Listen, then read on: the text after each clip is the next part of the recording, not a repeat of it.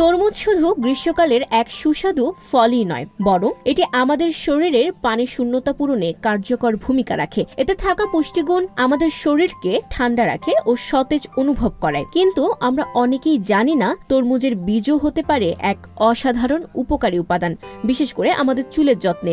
বেশিরভাগ সময় আমরা তরমুজ খাওয়ার পর এর বীজ ফেলে দেই, অথচ এই বীজ থেকেই বানানো যায় তেল, যা চুলের জন্য অত্যন্ত উপকারী।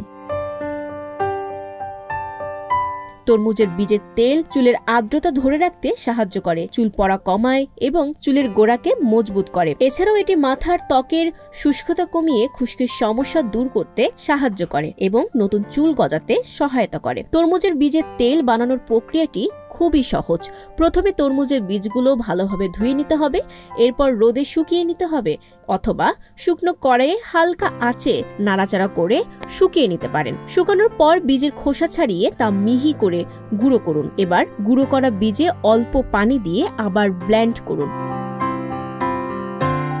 এই মিশ্রণটি একটি পাতলা মসলিন কাপড়ে ঢেলে চেপে তেল বের করে নিন। পরে সেই তেলে সামান্য গরম নারিকেল তেল মিশিয়ে একটি কাচের বোতলে সংরক্ষণ করুন। চুলে এই তেল ব্যবহারের জন্য এর সঙ্গে দই, মধু, অ্যালোভেরা জেল অথবা তরমুজের শ্বাস মিশিয়ে একটি প্যাক তৈরি করুন। এই মিশ্রণটি ভালোভাবে মাথার ত্বক এবং চুলে লাগিয়ে 30 মিনিট রেখে দিন। এরপর মৃদু শ্যাম্পু দিয়ে ধুয়ে ফেলুন। নিয়মিত এই প্যাক ব্যবহার করলে চুল হবে আরও স্বাস্থ্যকর, ঘন ও ঝলমলে। তরমুজের বীজের তেল প্রাকৃতিকভাবে চুলের সৌন্দর্য বজায় রাখতে সাহায্য করে। কোনো ধরনের কেমিক্যাল ছাড়াই ঘরোয়া উপায়ে আপনি পেতে পারেন মসৃণ, প্রাণবন্ত এবং খুশকিমুক্ত স্বাস্থ্যবান চুল। তাই পরের বার তরমুজ খাওয়ার সময় বীজগুলো ফেলে না দিয়ে সংরক্ষণ করে রাখুন।